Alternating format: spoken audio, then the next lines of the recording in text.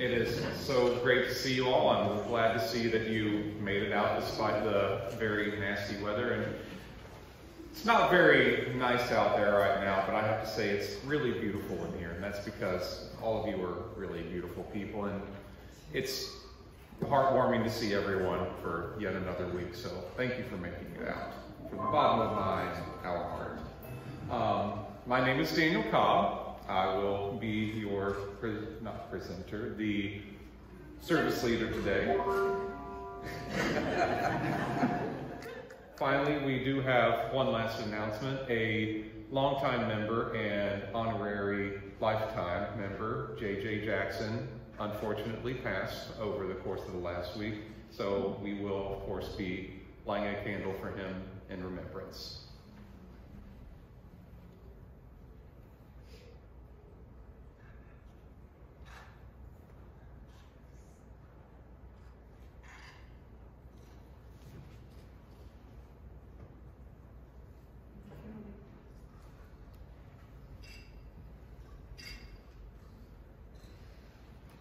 And now we will move on to our 8 Principles video.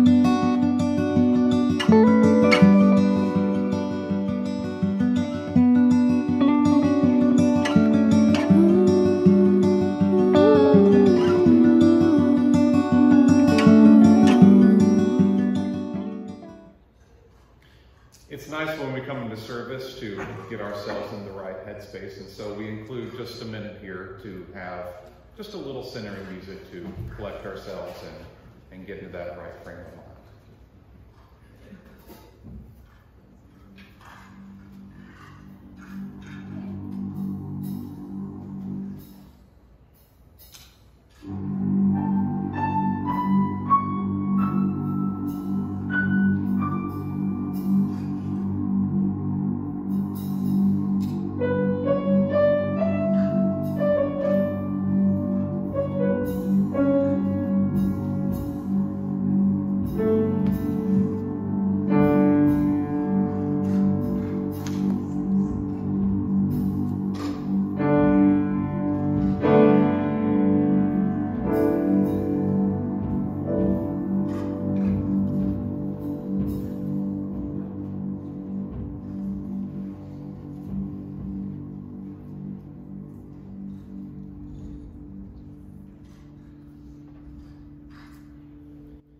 I will now ask our speaker, Mike, to join me on stage to help me with the child's lodging and opening words. Our opening words will be found in the gray hymnal, number 419, if you would like to follow along. Look to this day, for it is life, the very life of life. In its brief course lie all the verities and realities of your existence, the bliss of growth, the glory of action, the splendor of beauty. For yesterday is but a dream, and tomorrow is only a vision. But today, well lived, makes every yesterday a dream of happiness, and every tomorrow a vision of hope. Look well, therefore, to this day. Attributed to Kalidasa. If you, everyone would, we are going to welcome up the choir, and, oh, no, I believe this is just Mike and Rivka, actually. No, is it the choir? Okay, so everybody is participating.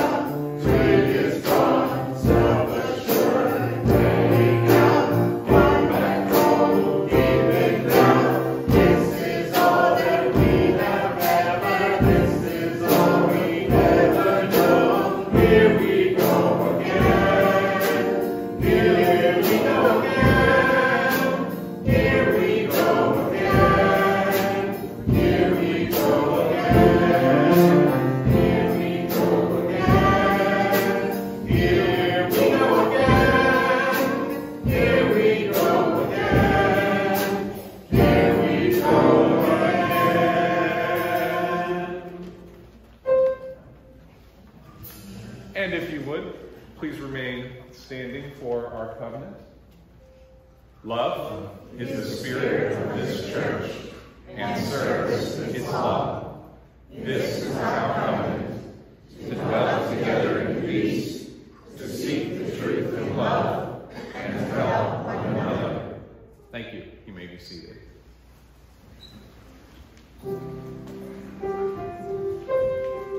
And at this point, we will go ahead and move to singing the children out so that they can go partake in their activities. If you would, please join us. Go now in peace, go now in peace, may the spirit of God surround you everywhere, everywhere.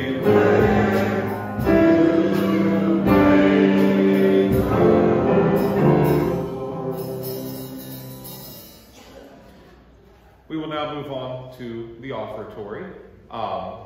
As is traditional in this church, we love to talk about the 3 T's, time, talent, and treasure. And this is the portion where we will gladly and graciously accept any treasures that we may have to help keep the lights in the building on. So, thank you. We'll have a little bit of music by Mike while that goes on.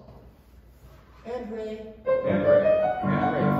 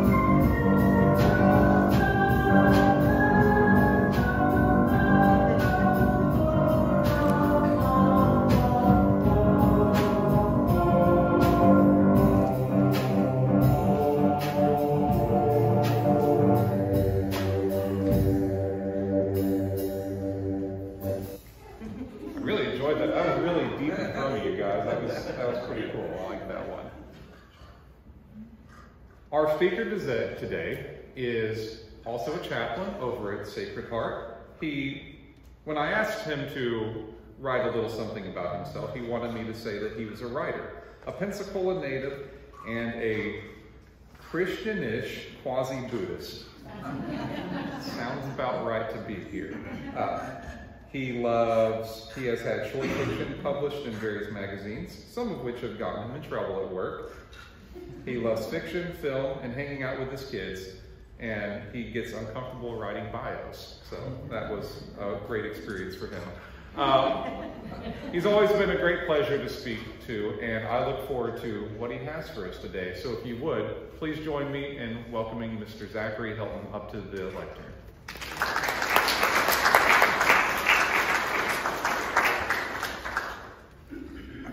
I know you can read it like verbatim.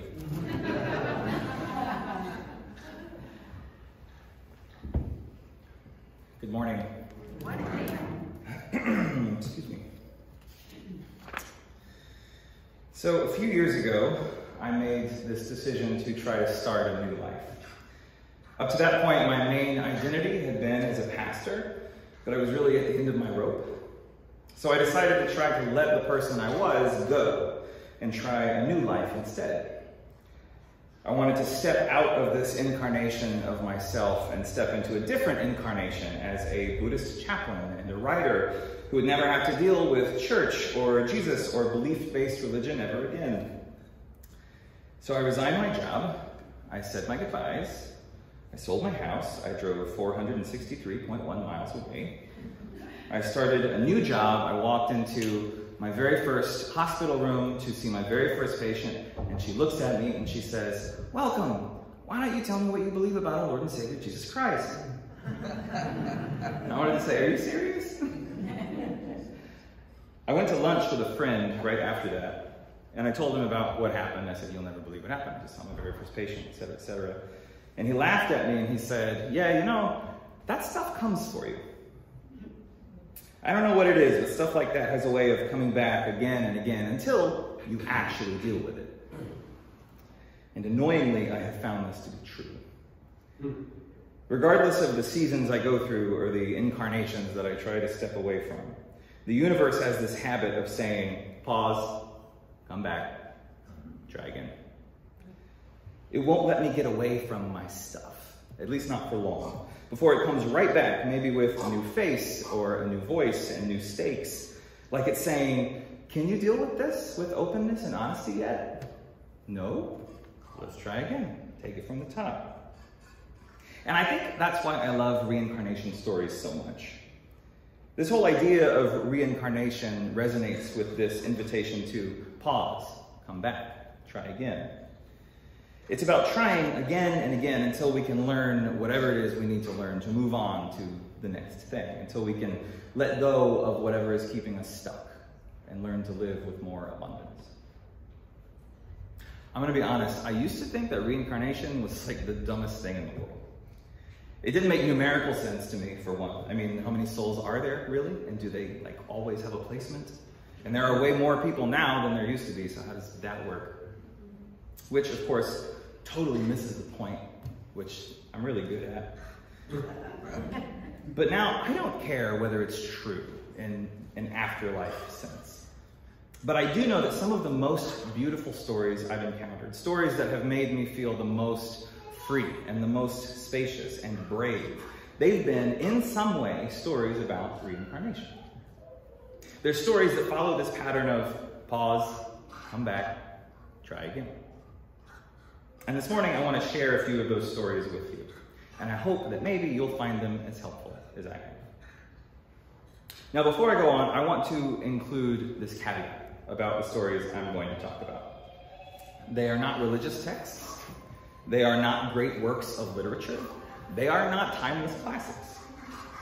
I am a big believer that nothing is inherently sacred, that we make things sacred by the way that we approach them.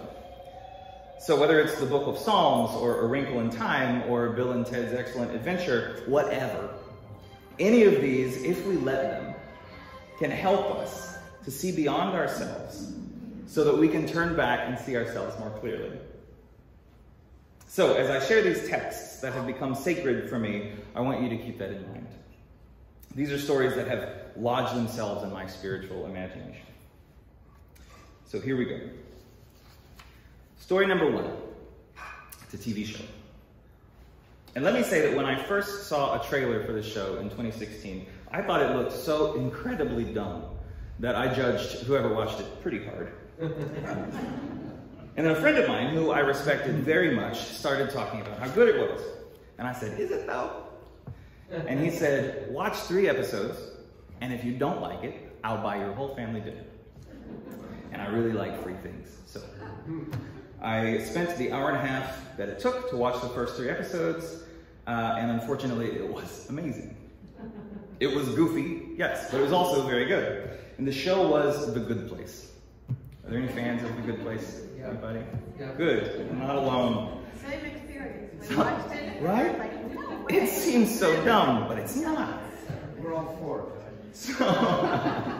So I'm going to give a brief summary, and it's going to have some spoilers. So if you don't want to hear them, feel free to step out. But also, it's been like 4 years, so I don't feel super bad about it. The Good Place is about a woman, Eleanor Shellstrop, who after her death wakes up in the good place, which is confusing because by her own standards in life, she was an awful person. Eleanor finds out that the universe runs on this point system based on whether or not you did more good things or more bad things on Earth. If you get enough points, you go to the good place, where good things wait for you, like frozen yogurt that tastes like the feeling of seeing that your cell phone battery is full. Conversely, if you don't get enough points, you go to the bad place, where you are tortured by Adam Scott for all eternity. Well, of course, Eleanor doesn't want the people in charge to know that they've made a mistake, so she sets out trying to find out how to live a moral life. And in so doing, she genuinely changes and becomes a good person. The problem is, by changing, she proves that the binary point system is flawed. She proves that it's not fair to judge people based only on how they reacted to a limited number of circumstances in the life that they lived, because Eleanor proved that anybody could become a kind and honest person, if only given the right situations and challenges. The solution: they wind up working together to set up a new afterlife system in which everybody gets a set of tailor-made simulations and unique challenges to help them learn and to grow. And after each simulation, they have their memory wiped and they're put into a new simulation to help them keep growing. And this happens over and over, as many times as it takes, until that person is ready for the good place. At which point they can stay for as long as they want before remerging with the base code of the universe. It's a good show. What sticks with me is how skillfully it points out that every person can be worthy of paradise and capable of growth if only given the right opportunities. And so they create this universe that keeps saying, pause, come back, try again. Ram Dass, who I probably talk about too much, talks about how this idea plays out in his own version of Hinduism. He talks about how every soul between incarnations can look at a selection of infinite possibilities of lives that it could live, and puts together exactly the life it needs to work through its particular karma, its attachments and aversions that keep it from peace. Now, is this true? I don't care. Am I a better person when I live like it is? Absolutely. Because what if it were true? Think about this. What if, of all the possible lives that you could have lived, this one was specifically tailored to help you work through what you need to live a more honest and abundant life? What if this is the curriculum that we need?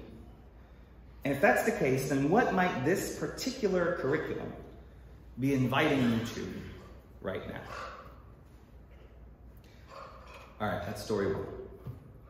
Story 2, I'm going to say up front, is even less elegant, but maybe more beloved.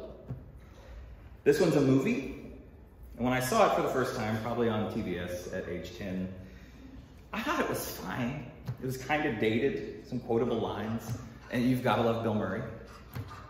But when I came back to it about a decade later, I saw something totally different. And now I make a point to watch it every February. The movie, of course, is Groundhog Day. Groundhog Day fans, everybody seen it? Good, okay. We're on the same page. So, Phil Connors is an up-and-coming weatherman. He's a total jerk, focused only on getting a promotion, treating other people like garbage, and sleeping with his coworkers. He is forced on his least favorite day every year to cover Groundhog Day in Punxsutawney, Pennsylvania. And he hates the holiday, he hates the job, he hates his coworkers, at least the ones he doesn't want to sleep with, and all he wants is to move on to tomorrow. The problem, of course, is there is no tomorrow. Phil gets stuck, waking up over and over again on the same day, unable to move forward or escape. Pause, come back, try again. Now, lest this seem like an unrelatable fairy tale plot, there's this one pointed scene where Phil is drinking with these two local guys. And he says, "What would you do if you were stuck in one place and every day was exactly the same and nothing you did mattered?" And one of the guys says, "That about sums it up for me." And so it goes. In an interview with Harold Ramis, who wrote the movie, he said that he set out to write a good comedy with a solid theme, but he was shocked when he started getting contacted by rabbis and preachers and meditation teachers, all saying, "You've done it. You've captured the spiritual journey in one movie." Because isn't his story all of our story? I mean, really, in the grand scale of things, nothing we do is permanent. And as far as meaning goes, there will come a day when there are none left who even remember we ever existed. So when we take away the illusion that anything we build could ever last, or the illusion that we could ever find satisfaction in chasing after sense pleasures, or in Phil's case, eating every donut, what's left? This is a movie about what happens when we actually stay still with ourselves, when we look into the existential void of our lives and finally face our shadow. Get it? Because it's Groundhog Day. Face the shadow. It's not me, it's Hel Ramis. In other words, in this basic, ordinary repetition of the mundane, with no guarantee of tomorrow, where no sense pleasure ultimately ever satisfies, what actually makes life worth living? And the answer, at least according to Phil, seems to be presence. It seems to be openness and honesty in every absurd, stupid moment of every monotonous experience and every encounter. It's about letting go of the ego, of attachment and aversion, of past and future, and loving fully what you're doing right now. Whether that's learning French, or playing piano, or dancing, or reading, or looking for chances to help, or being kind, or showing people they're appreciated. And if all those small things add up to something significant, that's great.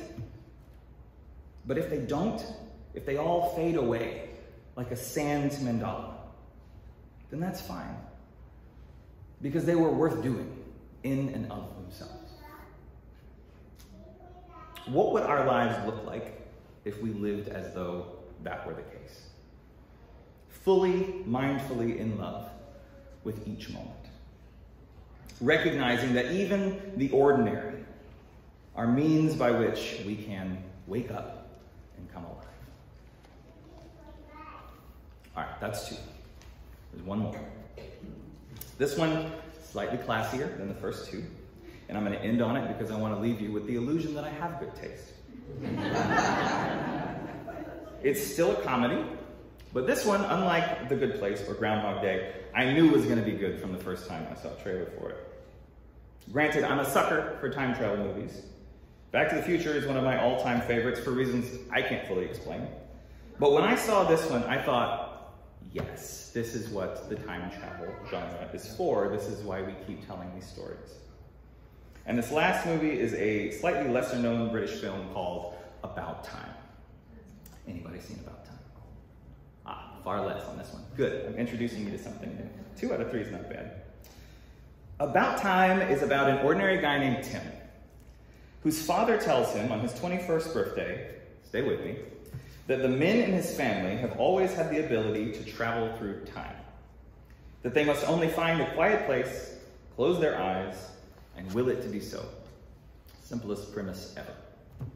So why is it only men? Great question. Ask the director. I don't know. But I'm talking about this movie because after Tim figures out that his dad is in fact telling the truth, they talk about what they could actually do with this gift. His dad tells him that he's had family members use it to get rich, but he's, quote, never bumped into a genuinely happy rich person.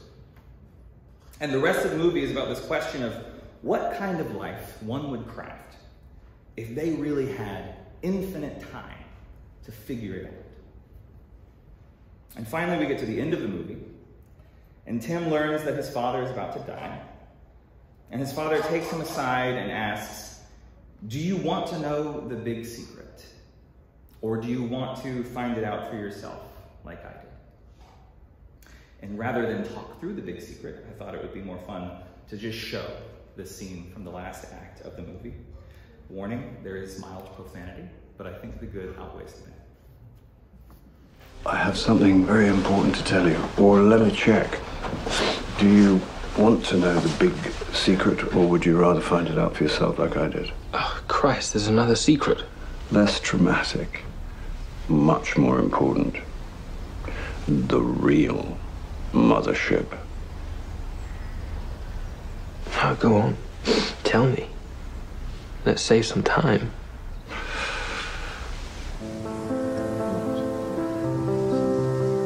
And so he told me his secret formula for happiness. Part 1 of the 2-part plan was that I should just get on with ordinary life, living it day by day like anyone else.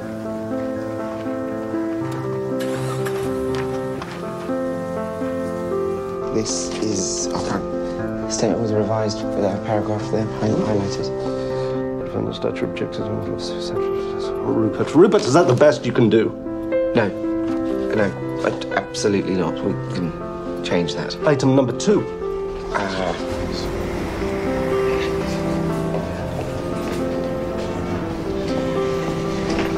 Good afternoon, sir. Eating in or taking away today?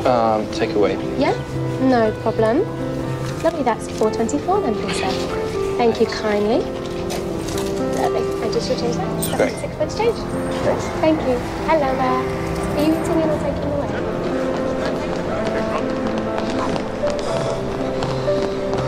Do you find the defendant, John Welbeck, guilty or not guilty of fraud? Not guilty. And that is the verdict of you all? Yes. Thank you. You may be seated. Thank God. Let the defendant be discharged. Be upstanding in court.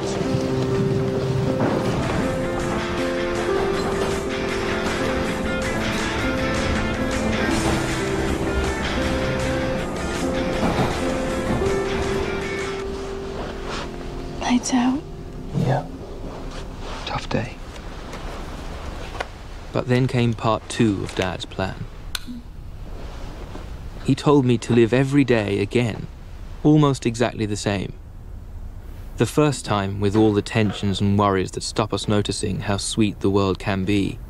But the second time, noticing. Okay, Dad. Let's give it a go.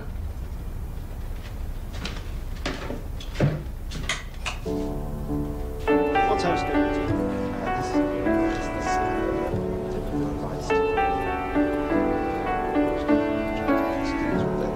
I know it doesn't seem that way, but maybe it's the perfect day. Even though the bills are piling, maybe Lady Luck. Good afternoon, sir. Good afternoon. Are you eating in or taking away today? Take away. Yeah, no problem. Would you like a pack? It's fine. Lovely, that's 623. But if we Enjoy the rest of your day. Thank you. Bye-bye. Hello see there. the blessings in disguise, and all the rain clouds are fountains, though a trouble seems Not guilty. like mountains, there's gold in them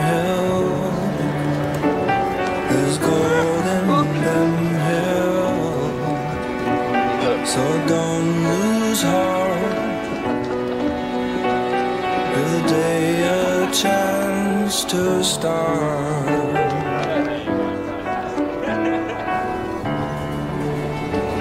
There's gold in them hills.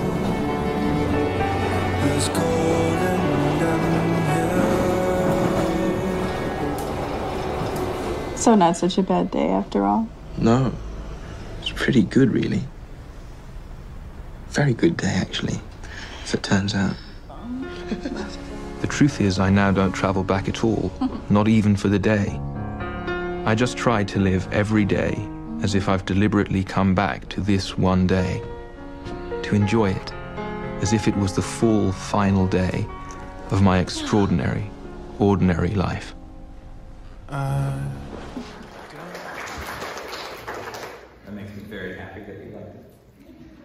Viktor Frankl, an author, a psychologist, and a Holocaust survivor, writes, "Live as if you were already living for the second time, and as if you had acted the first time as wrongly as you are about to act now. It seems to me that there is nothing which would stimulate a person's sense of responsibleness more than this maxim, which invites them to imagine first that the present is the past, and second that the past may yet be changed and amended." All throughout the day, my mind throws stories at me.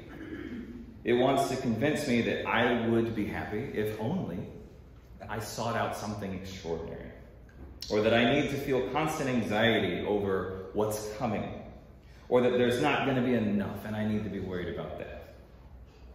But at the end of the day, when I think back, rarely do I find that these distractions have led me to living a life that was abundant or free or satisfying. The truth is, it's the moments when I manage to let these stories go that I feel most alive. It's when I'm present with my kids. It's when I remember that the world would go on just fine without me. When I work out of a sense of play instead of fear or duty.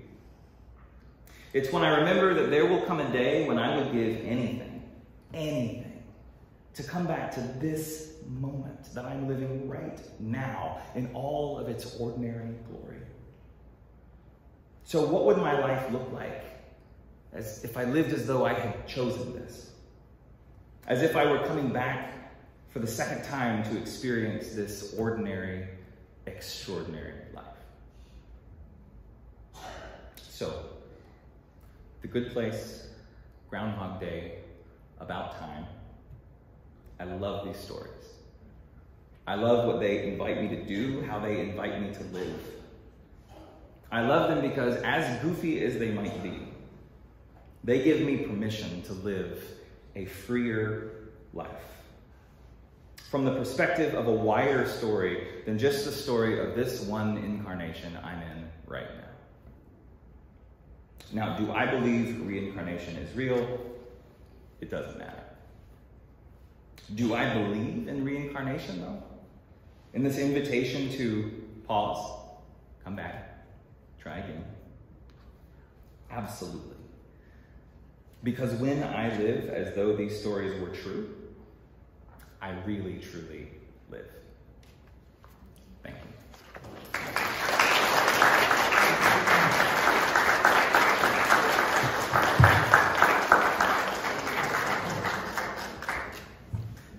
Thank you. That was excellent.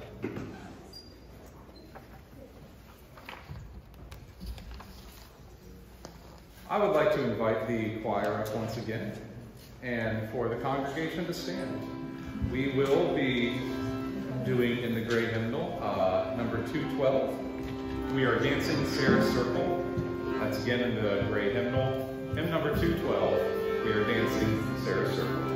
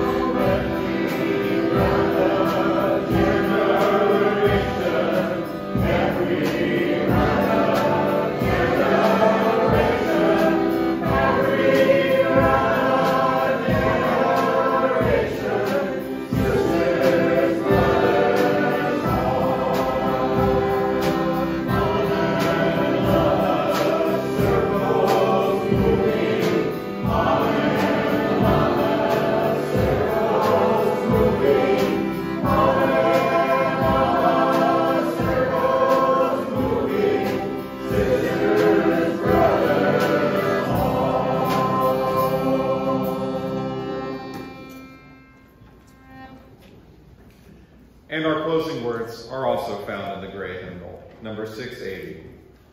Because of those who came before, we are. In spite of their failings, we believe. Because of and in spite of the horizons of their vision, we too dream. Let us go remembering to praise, to live in the moment, to love mightily, and to bow to the mystery. Barbara Peskin. Go in peace.